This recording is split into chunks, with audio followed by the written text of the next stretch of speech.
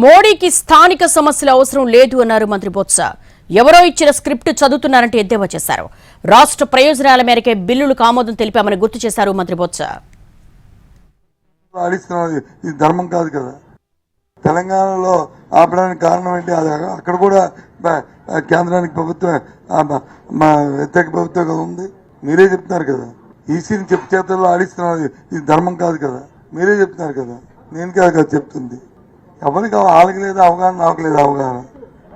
నేను ఈ ఊర్లో ఉన్నవాడిని, ఈ ఊర్లో పుట్టినవాడిని, ఈ ఊర్లో అవగాహన ఉన్నవాడిని, ఆఫీసర్తో రోజు కాంటాక్ట్ ఉన్నవాడిని. మోడీ ఎవరో చూసింది ఆయన వచ్చి చెప్పి మాట్లాడతాడు, నేను వచ్చి వాస్తవాలు మాట్లాడతాను అదే చెప్తాను కదా. జాయింట్ ఇన్స్పెక్షన్ చేసి వాళ్ళకి హ్యాండ్ ఓవర్ చేసే నిశ్చయం చెప్తున్నాను కదా.